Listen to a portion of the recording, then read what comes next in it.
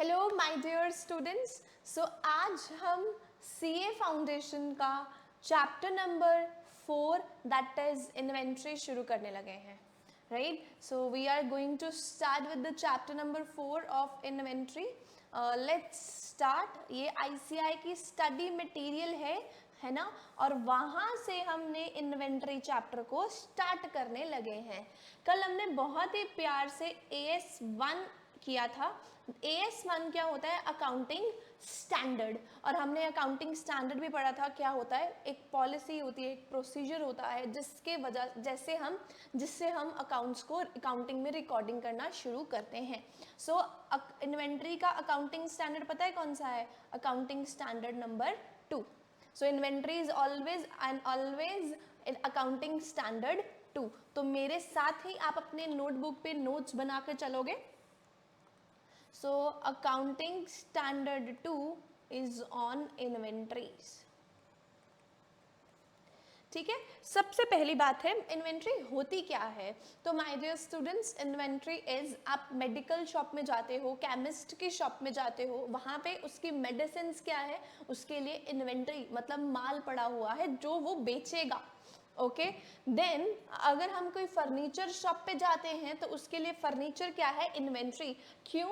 क्योंकि वो फर्नीचर में जाकर वो फर्नीचर को सेल करने वाला है in the ordinary course of business. जो हम रेगुलर बिजनेस करते हैं ना, उसको बोलते हैं हम ऑर्डिनरी कोर्स ऑफ बिजनेस। क्या बोलते हैं my dear students? Ordinary course of business. Let's start meaning of the inventory. अब इन्वेंट्री चैप्टर में ना ये कितने मार्क्स का आता है पहले तो ये देख लेते हैं। 4 to 5 मार्क्स का ये इन्वेंट्री चैप्टर आएगा। कितने मार्क्स का आएगा? 4 to 5 मार्क्स में इन्वेंट्री चैप्टर जो है वो आने वाला है। Okay, done. एंड देन और क्या है इसके स्टडी मटेरियल का, मतलब आपकी जो स्टडी मटेरियल है ना उसमें प्रैक्टिकल क्वेश्चंस गिवन है। प्रैक्टिकल क्वेश्चंस गिवन है। प्रैक्टिकल क्वेश्चंस 1 to 4 सारे के सारे वेरी इंपॉर्टेंट। 1 to 4 सारे के सारे are very important. Okay, done.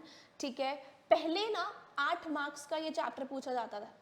कभी आता था, कभी नहीं अभी आता था। आता था तो 8 मार्क्स का आता था, नहीं आता था तो बिल्कुल भी नहीं आता था। अब आईसीआई ने फ्रॉम लास्ट 3-4 अटेम्प्ट्स इसको 5 मार्क्स में पूछना जो है वो शुरू कर दिया है। ठीक है, सो सबसे पहले मैंने आपको इसकी introduction the.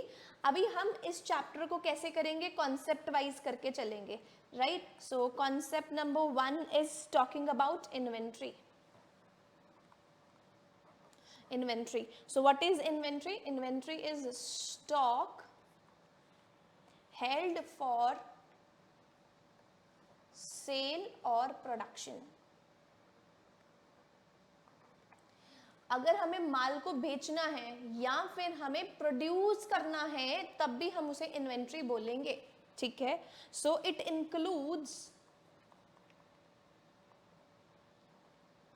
Includes raw material,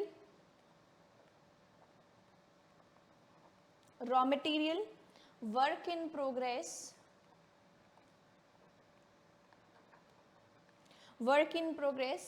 and finished goods,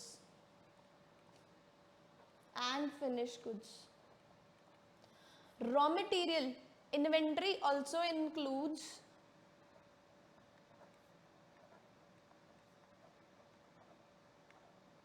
loose tools।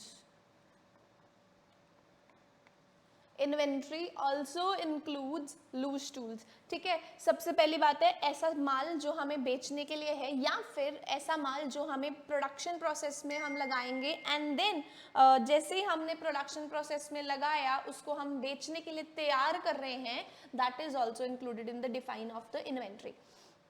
Ma'am what is raw material? For example मुझे शर्ट बनानी है तो शर्ट के लिए हमारे स्टूडेंट्स क्या रिक्वायर होगा? फैब्रिक रिक्वायर होगा। अगर मैंने उसके ऊपर कलर करना है या तो प्रिंटिंग करनी है तो वो इंक्लूड होगा। टेलर रिक्वायर होगा जो टेलरिंग करेगा उसके ऊपर उसे सिएगा। And then buttons would be require, है ना? तो वो सारा क्या है, जब मैंने इन सब चीज़ों को एक जगह पे रखा that is known as raw material. जब मैंने थोड़ा थोड़ा आधा अधूरा काम कंप्लीट किया है ना, जैसे बटन्स लगा दिए पर अभी उसकी पैकिंग नहीं हुई है, तो that is work in progress. Unfinished goods, once shirt is complete, proper उसकी पैकेजिंग हो गई है तो उसे अब वो रेडी फॉर सेल है, that is known as finished goods, that is known as finished goods. And loose tools क्या होते हैं वो हम अभी सीखते हैं, बट आपके फाउंडेशन के सिलेबस में लूज टूल्स को इतना यूज नहीं किया गया है। बाकी लूज टूल्स क्या होते हैं, for example spare parts, loose tools क्या होते हैं, spare parts. What are spare parts, for example आप कार चलाते हो, कार में क्या होता है, एक्स्ट्रा टायर रखा जाता है, इन केस अगर आपकी कार खराब होती है तो वो जो टायर है, टायर को रिप्लेस, कार मतलब अगर आपका एक टायर पंचर होता है तो उस टायर को हम यूज किया जा सके, है ना। देन सेकेंड इज, अगर हम बिजनेस कर रहे हैं ना तो हम मशीनरी है, मशीनरी यूज करेंगे तो हो सकता है ना खराब हो, तो हमारा टाइम पीरियड ना खराब हो ज्यादा, इसीलिए हमने क्या रखा होता है, कुछ उसके स्पेयर पार्ट्स रखे होते हैं that can be used. Okay, so that is known as loose tools, means spare parts. Clear है। सो हम second concept is, concept number 2 is, हम इन्वेंट्री की अकाउंटिंग क्यों करते हैं, objectives of inventory accounting.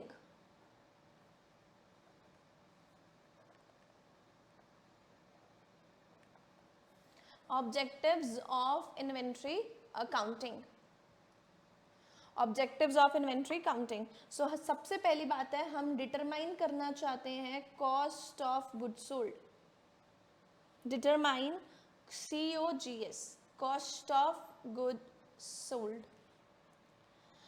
Secondly, we want to value closing stock accurately, in सब terms को हम सीखेंगे, ठीक है। हम we want to value closing stock accurately.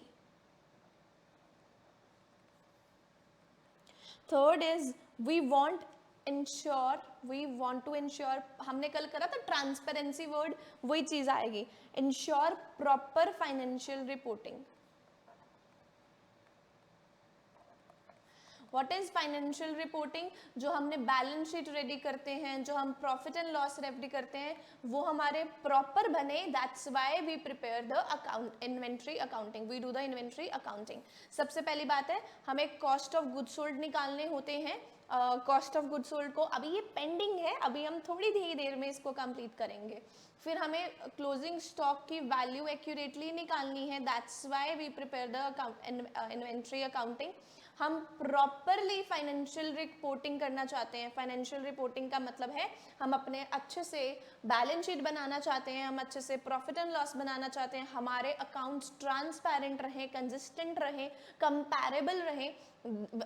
Inventory की काउंटिंग यही करते हैं। कल मैंने आपको एक और चीज सिखाई थी, बताया था किन किन एरियाज में आपको जरूरत होती है, तो वहां पे वैल्यूएशन ऑफ इन्वेंट्री भी आया था। फॉर एग्जांपल मैंने आपको यहाँ पर बताया था areas which require judgement in the policy. So there was first topic AS1 में, that is known as valuation of inventory. Here it is written valuation of inventory. So yesterday we did this and आज हम इसी को ही continue कर रहे हैं। Okay, then concept number 3 करके चलते हैं, that is how we value the inventory, methods of valuation of inventory.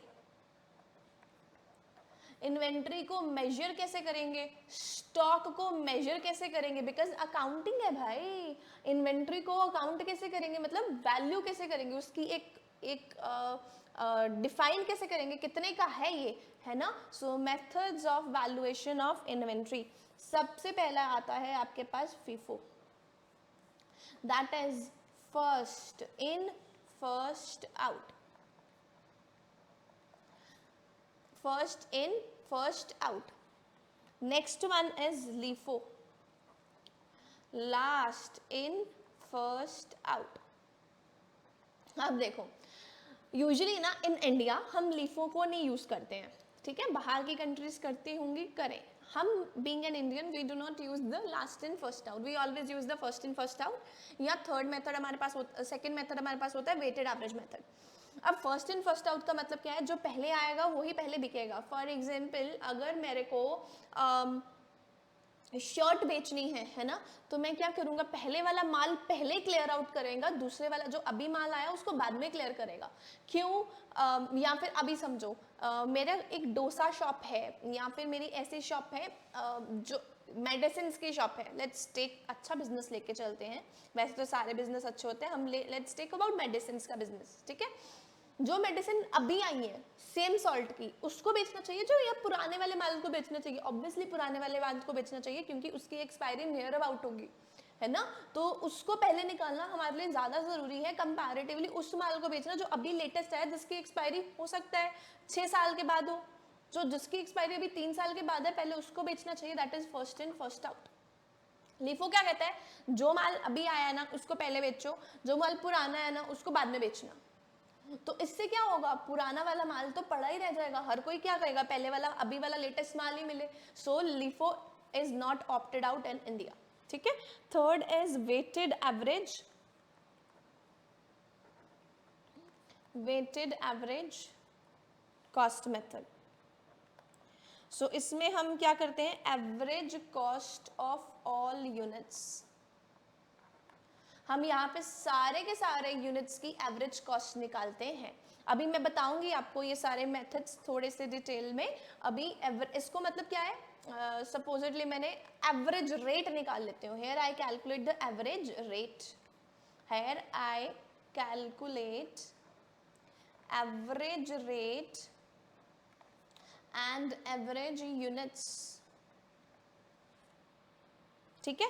अब मेरे को क्या करना है, इन्वेंट्री को रिकॉर्ड करना है। हम अकाउंट्स करते क्यों है, रिकॉर्ड करने के लिए, है ना। So why do we prepare the accounts, we want to record, we want to ascertain profit and loss, we want to ascertain the value where we are standing, financial statements, balance sheet, है ना।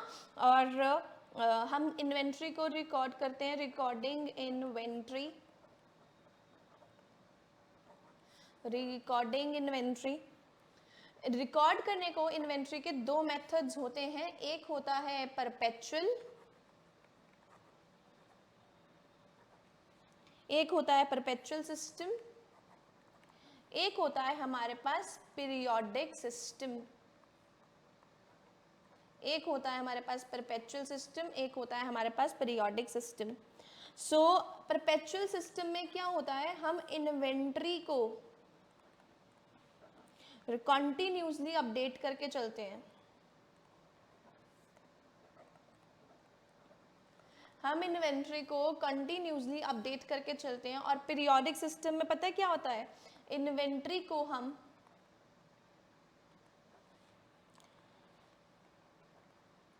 Counted periodically, periodically. COGS, cost of goods sold, calculated at period end. Cost of goods sold calculated at the period end. ठीक है, very important. Now it is very important.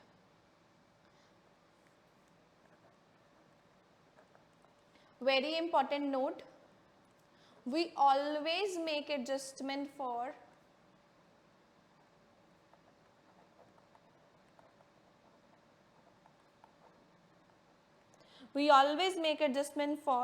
obsolete, obsolete का मतलब जो पुरानी हो चुकी होती है, obsolete and damaged goods,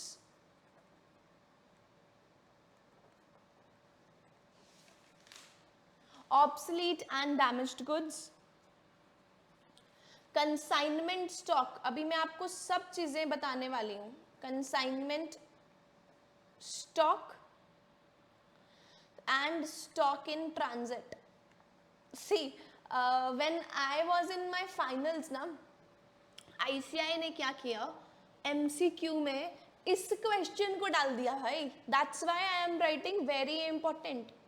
ICI ने फाउंडेशन का कॉन्सेप्ट फाइनल में डाल दिया और बहुत से बच्चों का MCQ मैच ही नहीं हो रहा था। तो मैम अब ये बताओ आपका आंसर मैच हुआ कि नहीं हुआ, तो मुझे भी नहीं पता क्योंकि एमसीक्यू था, I don't know, I got passed. अब मुझे पता नहीं ये मेरा आंसर ठीक हुआ होगा कि नहीं हुआ होगा, पर मैंने तो यही कॉन्सेप्ट लगाया। What I am trying to convince you is ICI foundation की एडजस्टमेंट में डालता है, ठीक है। तो अभी से ही करके चलो, इन नोट्स को अपने संभाल कर रखना, ठीक है। So consignment stock and stock in transit, then also accounting for returns, जो भी परचेज रिटर्न आती है या फिर सेल की रिटर्न आती है, ठीक है। Accounting for returns and purchase discounts, ये मैं ऊपर लिख रही हूँ, and purchase discounts and purchase discounts. So we always make the adjustment for कोई भी परचेज आएगा, सेल आएगा, ठीक है। कंसाइनमेंट गुड्स का अभी हम इसको डिटेल में करेंगे, ऑब्सोलीट एंड डैमेज्ड गुड्स का हम एडजस्टमेंट करके चलते हैं, क्लियर है। अभी हमने फर्स्ट पार्ट जो है इसका कंप्लीट कर लिया है, हमने एक ओवरऑल ले लिया है, ओवरव्यू ले लिया है कि इन्वेंट्री चैप्टर में क्या है। इन्वेंट्री हमें 4 से 5 नंबर का पूछा जाता है, इसके कॉन्सेप्ट्स बहुत ही इंपॉर्टेंट हैं, कॉन्सेप्ट्स इसके बहुत ही इंपॉर्टेंट है, करके चलेंगे अच्छे से, मार्क्स अचीव करके चलेंगे। इस चैप्टर में 5 आउट ऑफ 5 हमें लाना ही लाना है, क्लियर है, राइट। सबसे पहली जंग होती है हमारे एग्जाम में 100 में से 60 लाने की, मतलब मैं पास होने की तो बात ही नहीं करती हूँ, I always talk about exemption. 60 आएगा ही आएगा, 60 का मतलब है एग्जाम्शन तो हमारी पक्की पक्की है ही है, ठीक है। तो उसके लिए हमारे कॉन्सेप्ट स्ट्रांग होने चाहिए। अभी मैंने आपको एक चीज बताई यहाँ पर कि जो इन्वेंट्री होती है, इन्वेंट्री में हम इसको डिटेल में कर लेना। सो इन्वेंट्री में हम यूजुअली 4 चीजें पढ़ते हैं। पहली चीज पढ़ते हैं, it includes raw material, it includes work in progress, it includes finished goods, it includes loose tools, है ना। तो ये कॉन्सेप्ट नंबर 1 था, तो ये कॉन्सेप्ट नंबर 2 है। अब कॉन्सेप्ट नंबर 1 के अंदर ही हम क्या लिख के चलेंगे, रॉ मटेरियल को डिफाइन करके चलेंगे। तो रॉ मटेरियल क्या होता है, raw material is the material which is used in production, which is used in the production of goods. Raw material is the material which we use in the production of the goods. Then we have to study work in progress. Then we have to study the work in progress. तो work in progress क्या होते हैं, ऐसे goods जो raw material भी नहीं है but वो finished goods भी नहीं है, मतलब in between है, ना वो raw material है ना वो फिनिश्ड गुड्स है, मतलब ना हम उसे बेच सकते हैं ना वो हमारे पास इन द प्रोसेस है, इन द प्रोडक्शन प्रोसेस है, ठीक है। उसके ऊपर हमने प्रोडक्शन काम चालू कर दिया है। फॉर एग्जांपल आप अपनी शर्ट जो थी वो टेलर को देखकर आए, आपने क्या दिया, कपड़ा टेलर को दिया और वो टेलर ने उसकी कटिंग कर दी हुई है शर्ट की, तो अभी वो आपको भी नहीं मिल सकता और वो रॉ मटेरियल भी नहीं है ना। तो इसका मतलब है इन द प्रोडक्शन प्रोसेस है, तो इसको हम बोलते हैं सेमी फिनिश्ड गुड्स। तो इन्वेंट्री की डिफाइन में वर्क इन प्रोग्रेस भी आता है और रॉ मटेरियल भी आता है। Then we have finished goods,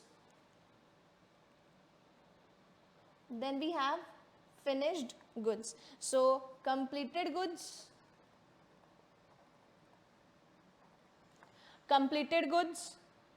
which are unsold,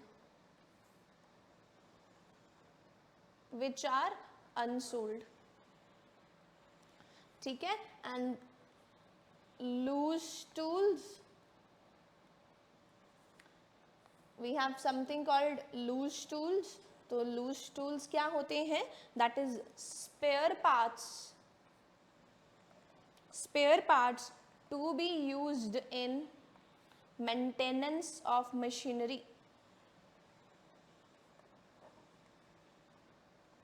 हम स्टेपनी बोलते हैं ना कार के केस में, है ना। सो लूज टूल्स जो हमारी मशीनरी के मेंटेनेंस में यूज होते हैं उनको हम बोलते हैं spare parts. Now we have to do valuation of the inventory. अभी हमने इस कॉन्सेप्ट को अच्छे से सीख लिया है ना, इस कॉन्सेप्ट को अच्छे से सीख लिया। Now we have to do the valuation. अब ये तो मैंने आपको पहले ही बता दिया था, बस हमें cost of goods sold, closing stock and financial reporting का मीनिंग सीखना है। तो अभी हम कौन सा कॉन्सेप्ट कर रहे हैं, वैल्यूएशन ऑफ इन्वेंट्री, जिसमें मैंने आपको क्या बोला, फर्स्ट इन फर्स्ट आउट। तो फर्स्ट इन फर्स्ट आउट का मतलब है जो माल पहले आया था वो पहले बिकेगा, जो माल बाद में आया था वो बाद में बिकेगा। वेरी प्रैक्टिकल है ना। So first in first out.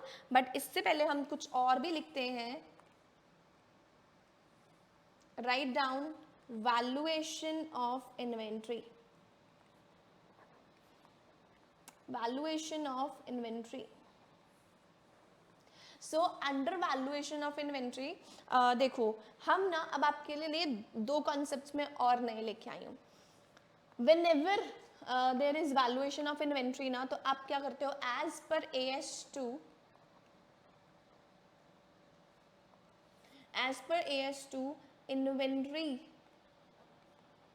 is always measured at lower of cost or NRV.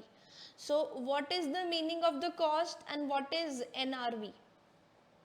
What is the meaning of the cost, what is the meaning of the NRV?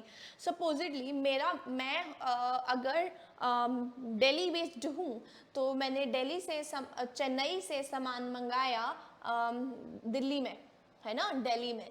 सो चेन्नई से जो माल आया दिल्ली में, ट्रांसपोर्टेशन कॉस्ट लगी है ना, यहाँ मेरा प्लेस ऑफ बिजनेस है, ये क्या है, मेरा place of business in Delhi. तो चेन्नई से जो माल आया और रास्ते में माल को दिल्ली में पहुंचाने में जो भी खर्चा हुआ उसको बोलते हैं डायरेक्टली एट्रीब्यूटेबल कॉस्ट। जो भी खर्चा रॉ मटेरियल को प्लेस ऑफ बिजनेस में लेके आने का लगा उसको बोलते हैं डायरेक्टली एट्रीब्यूटेबल कॉस्ट। ठीक है, ऐसा खर्चा जो कि माल को पहुंचाने पे लगा वो कौन सा होता है, डायरेक्टली एट्रीब्यूटेबल कॉस्ट, उसी को ही हम यहाँ पे बोलते हैं, that is cost of purchase. सबसे पहले ये माल की कुछ कॉस्ट आई होगी, सपोजिडली ये माल है 5 लाख का, इसके ऊपर ट्रांसपोर्टेशन कॉस्ट भी हुई होगी, है ना, माल फैक्ट्री तक पहुंचाने का खर्चा is always directly contributable cost, that is 5 lakh rupees. And इसी में ही हम क्या ऐड करके चलते हैं, cost of conversion and other cost. Other cost हमेशा ध्यान रखना कौन सी होगी, डायरेक्टली वाली ही होगी, indirect cost are not included in the valuation of the inventory. अब हम करते हैं एनआरवी, नेट रियलाइजेबल वैल्यू। तो देखो net realisable value is always at the rate market value. क्या होती है, मार्केट वैल्यू। मेरे को माल को बेचना है, मेरे को क्या क्या करना है, माल को बेचना है, और मैं इस रॉ मटेरियल को 5 लाख को किस पे बेच सकता हूँ, 4.5 लाख पे बेच सकता हूँ, या फिर इस माल को मैं कितने बेच सकता हूँ, 5 लाख पे बेच सकता हूँ, या फिर मैं इस माल को कितने पे बेच सकता हूँ, 5,10,000 पे बेच सकता हूँ। ठीक है, तो इसका मतलब है एनआरवी मतलब market value. Market value, market में इसको बेचने जाऊंगा रॉ मटेरियल को तो कितना मिलेगा, that is net realisable value, that is net realisable value. So estimated selling price, this is nothing but estimated selling price of finished goods. ठीक है, इन दोनों में से जो लॉ होगा उस पे ही हम इन्वेंट्री को वैल्यू करेंगे, because of the prudence concept, because of the prudence concept we will let to know, है ना, कि क्या होता है, because of prudence concept, because of prudence concept. ठीक है, अब इतना नोट कर लिया आप लोगों ने, very good. First in first out के बारे में लिखते हैं। सो फर्स्ट इन का फर्स्ट आउट का मतलब है क्लोजिंग स्टॉक कैसा रहेगा, मतलब लास्ट में जो माल बचेगा वो कौन सा होगा, जो लास्ट में आया होगा, लास्ट इन फर्स्ट आउट में क्लोजिंग स्टॉक यानी कि क्लोजिंग स्टॉक ऑफ इन्वेंट्री कैसी होगी, जो पहले पड़ी होगी, है ना। लास्ट इन में इसमें क्या होगी, जो फर्स्ट इन होगी। यही तो मैंने पढ़ाया था, यही पढ़ाया था ना, फर्स्ट इन फर्स्ट आउट में क्या होगा, ऐसा माल जो लास्ट में पड़ा है वही अब अगली बार बेचूंगा, that is first in first out. Last in last out मतलब जो माल पहले आया वो बिकेगा, तो क्लोजिंग इन्वेंट्री क्या बचेगी, जो माल पुराना है दैट इज फर्स्ट इन है, दैट इज फर्स्ट इन है, ठीक है। And weighted average always calculated at valued at weighted rate. आपको मॉड्यूल में फर्स्ट इन फर्स्ट आउट का तो क्वेश्चन मिलेगा, लास्ट इन फर्स्ट आउट का रेयरली एक क्वेश्चन होगा, वेटेड एवरेज का भी एक क्वेश्चन है, ठीक है। तो मैं आपको फॉर एन एग्जांपल समझा कर चलती हूँ, what is average cost.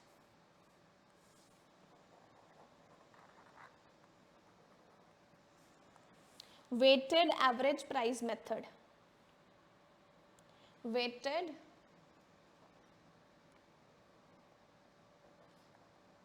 average price method. So what does we study in the weighted average price method?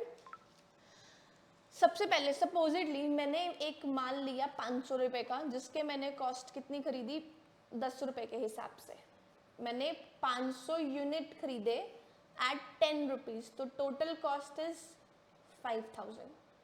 Genuine सी बात है, मतलब 500 यूनिट खरीदूंगी, 10 रुपए का रेट है, तो कितने टोटल पैसे पे करूंगी, 5000 रुपया। समझ लग रहा है ये, अंडरस्टैंडेबल और नॉट, ठीक है। मैंने 200 यूनिट और खरीदे, पर मैंने कितने रेट पे खरीदे, 8 पे खरीदे, तो 1600। ये क्या हो गई मेरी टोटल कॉस्ट। मैंने 300 यूनिट खरीदे at 7 rupees, तो 300 into 7 is 2100 is my total cost। तो मैं एवरेज पैसा कैसे निकालती हूँ, total cost upon total units. अब मुझे अगर कोई बच्चा बताएगा टोटल कॉस्ट कितनी है, सो 5000 plus 1600 plus 2100, 5000 plus 1600 plus 2100, so it is 8700, it is 8700 is my total cost। total units कितने हैं, तो these are my units, 500 plus 200 plus 300, 500 plus 200 is 700, 700 plus 300 is 1000, right. So 1000, तो मेरी एवरेज कॉस्ट पता क्या आएगी, वेटेड एवरेज कॉस्ट। ध्यान रखना ये मेरी वेटेड एवरेज कॉस्ट है, सो 8700 डिवाइडेड बाय 1000 इट्स 8.7। मैंने माल 10 पे नहीं खरीदा, मुझे वो माल कितने का पड़ा, 8.7 का पड़ा, मुझे ये माल 8.7 का पड़ा, मुझे ये माल 8.7 का पड़ा, ठीक है, क्लियर है। So total cost upon total units, total cost upon total units. Is this clear, is this clear, right. So अब हम एक बहुत ही प्यारा सा टॉपिक करते हैं, that is known as trading account, that is known as trading account, ठीक है। तो ट्रेडिंग अकाउंट क्या होता है, ट्रेडिंग अकाउंट हमारा वो अकाउंट होता है जिसमें हम सेल्स को रिकॉर्ड करते हैं, अपना क्लोजिंग स्टॉक रिकॉर्ड करते हैं, ओपनिंग स्टॉक रिकॉर्ड करते हैं, डायरेक्ट एक्सपेंसेस रिकॉर्ड करते हैं, और ट्रेड करना मतलब व्यापार करना, बाय और सेल करना, बाय का मतलब परचेज, सेल का मतलब सेल, ठीक है। तो हमेशा ध्यान रखना माय डियर स्टूडेंट्स, यहाँ पे सेल्स आती हैं, यहाँ पे क्या आएगा, सेल्स। तो यहाँ पे और क्या आता है, क्लोजिंग स्टॉक, ओके। और यहाँ पर मेरे पास आता है ओपनिंग स्टॉक और यहाँ मेरे पास आते हैं परचेजेस, और मेरे यहाँ पे आते हैं डायरेक्ट कॉस्ट। अभी ये जो टॉपिक है वो ज़्यादा आप फाइनेंशियल स्टेटमेंट में समझ के चलोगे, अभी के लिए सिर्फ आप ये नोट करके चलिए, sales plus closing stock minus opening stock minus purchases minus direct cost, and what we get, gross profit.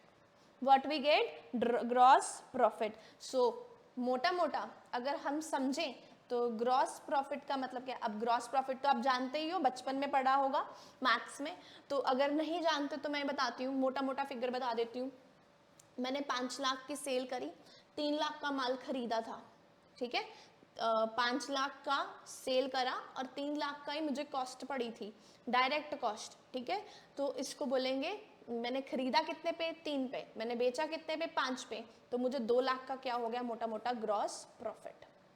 क्या हो गया मुझे, gross profit. So gross profit का फॉर्मूला क्या होता है, sales minus cost of good sold. अरे मैम आपने तो कॉस्ट ऑफ गुड सोल्ड का भी मतलब बता दिया।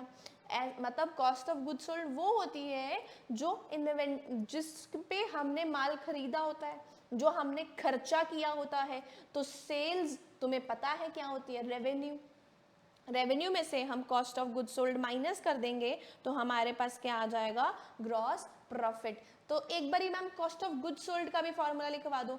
तो cost of good sold is opening, अभी मैंने ये लिखा ना, ये opening purchases direct cost minus closing stock. तो वो मेरी क्या, सेल्स में तो हम बाद में माइनस करेंगे ना, सेल्स से तो हम ऑलरेडी माइनस कर रहे हैं। So opening plus purchase plus direct expenses minus closing stock, तो वो हमारी होती है कॉस्ट। जब हम सेल मतलब रेवेन्यू, रेवेन्यू में से कॉस्ट को माइनस कर देंगे तो हमारे पास क्या आता है, प्रॉफिट, और वो प्रॉफिट का क्या नाम होता है, gross profit. Any confusion over here? This is direct expense and this is closing stock. This is direct expense, this is closing stock, this is closing stock, ठीक है, क्लियर है। सो आज हमने बहुत ही इम्पॉर्टेंट टॉपिक जो है वो शुरू किया है। आई होप आपको ये समझ तो लग रहा है, राइट। अब हम एक बहुत ही इम्पॉर्टेंट टॉपिक पे चल रहे हैं। ट्रस्ट मी व्हेन आई से very important, that means this is very important. तो हम ना, बहुत से बच्चों को इसमें कंफ्यूजन होती है, दैट इज ग्रॉस प्रॉफिट की परसेंटेज कंप्यूटेशन, ग्रॉस प्रॉफिट की परसेंटेज कंप्यूटेशन। अब आपने ये बचपन में देखो करा हुआ है, पर मेरा फर्ज बनता है आपको करवाने का। बचपन में मतलब +1 +2 में किया होगा, क्लास 11th क्लास 12th में किया होगा, 8th 9th 10th क्लास में किया होगा। बट सो कॉस्ट इज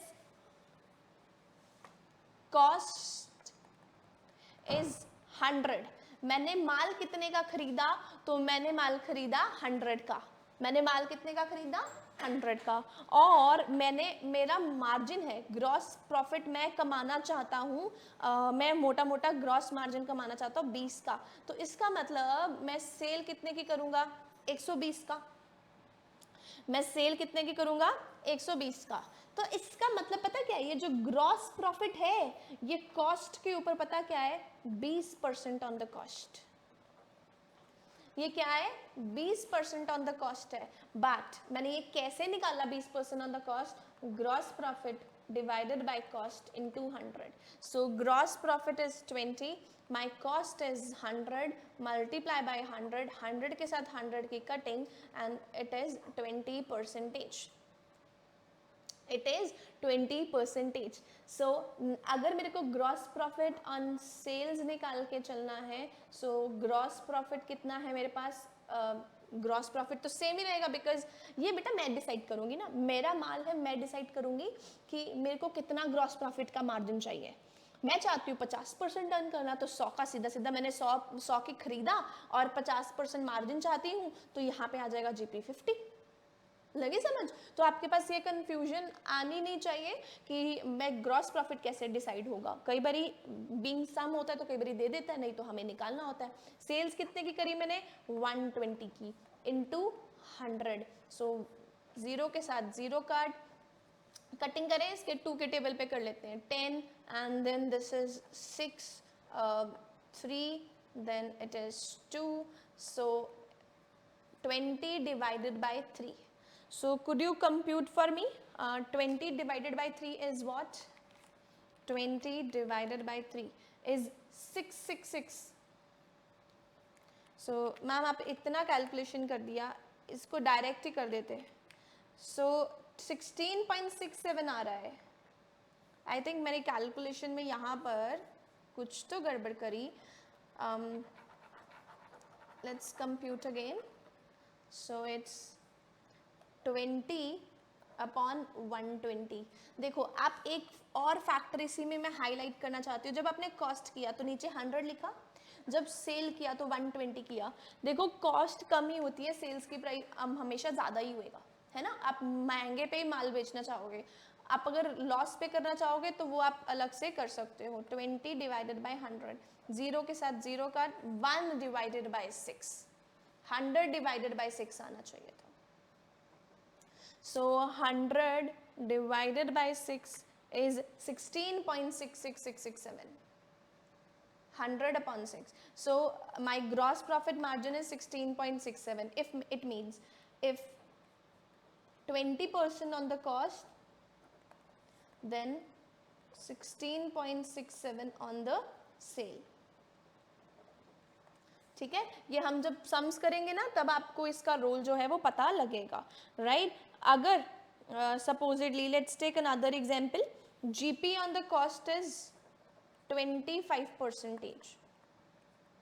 तो इसका मतलब पता है क्या है, मेरी कॉस्ट जीपी कितना है 25, कॉस्ट कितनी है 100, कॉस्ट कितनी है 100. So that means 25 upon 100.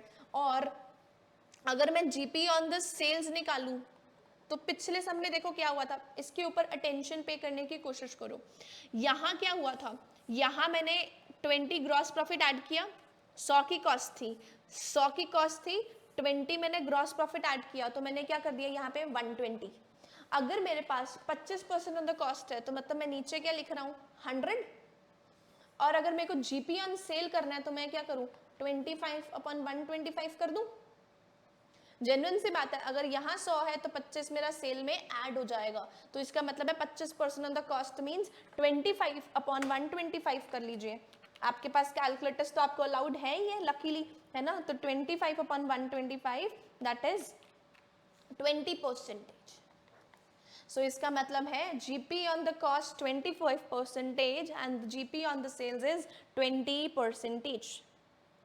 Now for आपके लिए अब आप मुझे कंप्यूट करके दिखाओगे. एक एक्सरसाइज लो, लेट्स टेक अनदर पेन ताकि आपको नजर आए, है ना. Here is the exercise for you all. अगर जीपी ऑन कॉस्ट 50% है तो जीपी ऑन सेल्स निकाल के दिखाओ. ठीक है, जीपी ऑन कॉस्ट 50%, तो जीपी ऑन सेल्स निकाल के बताइए. जीपी ऑन कॉस्ट 50% है तो जीपी ऑन सेल्स निकाल के बताइए कितना आता है. Take the calculator and answer.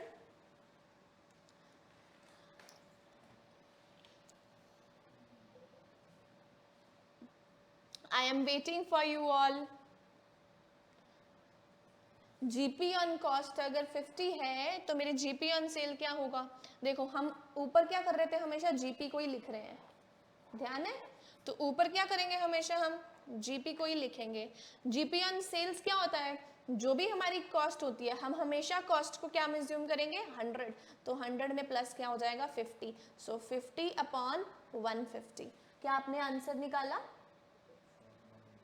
अच्छा, फॉर्मूला ही भूल चुके हैं. 50 अपॉन 150 करिए कैलकुलेटर पे. यस, डिवाइड करिए 50 upon 150. 50 upon 150 means 50 divided by 150. Getting 33.33%. Yes, multiply by 100 भी तो करना है आपको. ठीक है. So 33.33%. It means if GP on cost is 50%, then GP on sales is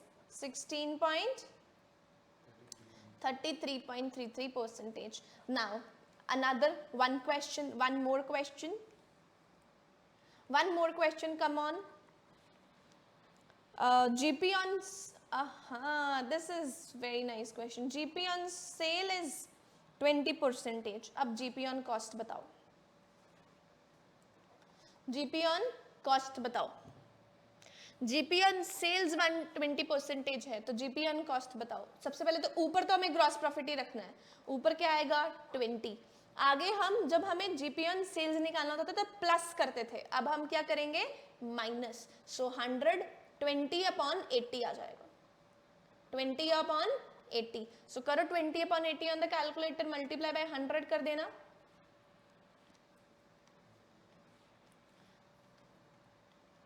Are you getting 25%?